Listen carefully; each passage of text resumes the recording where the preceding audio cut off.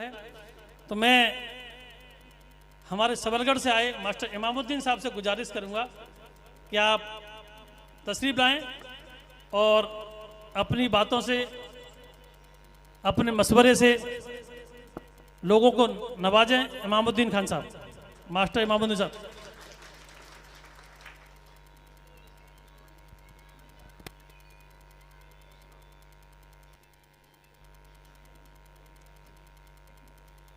बरादरान इस्लाम, अस्सलामु अलैकुम वरहमतुल्लाहि व बरकातुहू। सबसे पहले तो मैं मार साहब थोड़ा सा गुजारिश करूंगा, एक चीज़ मुझसे रह गई। अभी हमारे जो भी बोलने वाले हैं उनको कमेंट, जो मुकामी लोगों ने वक्त मुकर्रर किया है, 10 मिनट का समय है।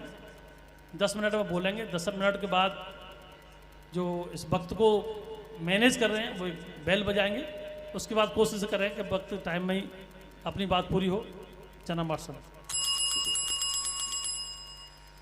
सबसे पहले तो मैं राजस्थान के तमाम रंगरेज नीलगर समाज के बरादरान को अपनी ओर से और ख़ास तौर से जो एमपी से हमारे बरादर भाइयों की ओर से इस शानदार कार्यक्रम के आयोजन के लिए शुक्रिया अदा करता हूं। जैसा कि हम सबको मालूम है कि हम समाज सुधार के लिए यहाँ पे इकट्ठे हुए हैं। वैसे तो समाज शब्द का अर्थ बहुत बड़ा है, ख़ास तौर से इंसानी दुनिया से ही है, लेकिन हमने उसका दायरा सीमित करते हुए मुस्लिम रंगरेज समाज कर दिया। तो इस अभियान में शुरुआती तौर पे क्या क्या निर्णय लिए गए हैं उनके बारे में तमाम हमारे हजरात बयान करेंगे। मैं एक छोटी सी बात आपके सामने रखना चाह रहा हूँ।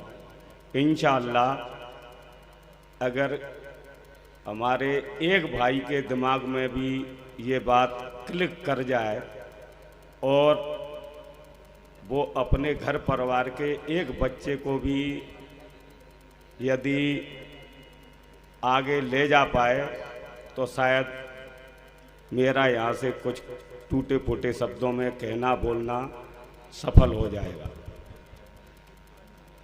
मैं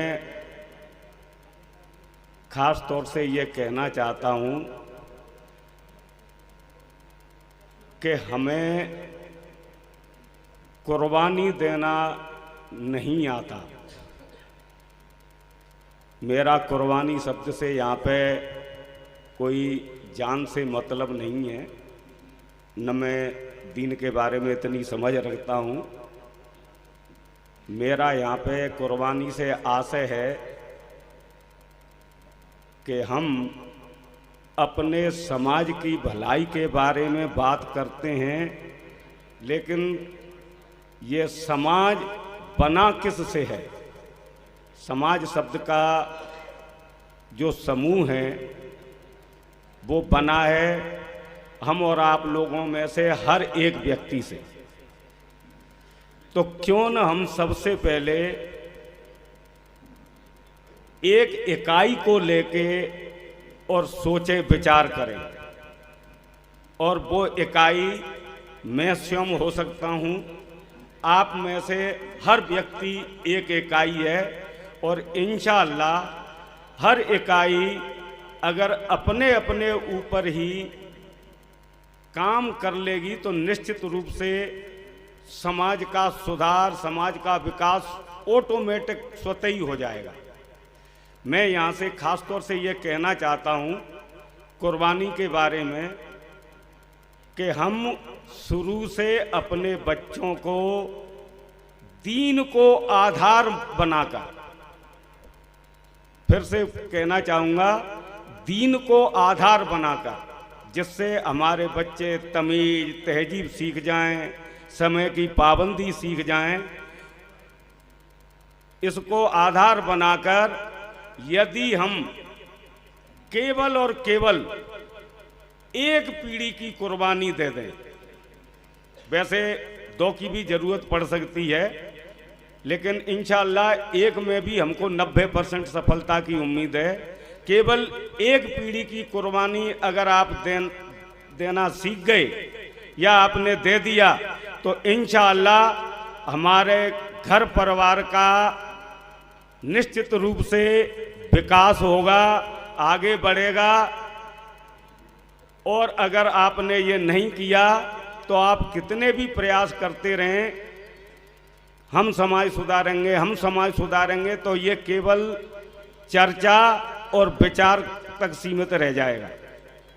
मैं कहना ये चाहता हूँ कि शुरुआत से प्राइमरी लेवल और स्कूली लेवल में दीन को आधार बनाते हुए हम अपने बच्चों को, वो कितने बजे सो के उठ रहा है, किन बच्चों के साथ खेल रहा है, खा रहा है, किन बच्चों के साथ पढ़ रहा है कि नहीं पढ़ रहा है। माना कि मैं अंगूठा छाप हूँ, लेकिन हम अपने बच्चों से प्राइमरी लेवल पर ही केवल और केवल इतना ध्यान दे लें, बेटा आज स्कूल में आपको क्या बताया पढ़ाया, आपके ट्यूशन पे आपको क्या बताया पढ़ाया, लिखने वाले काम को लिखिए, याद करने वाले काम को याद करिए।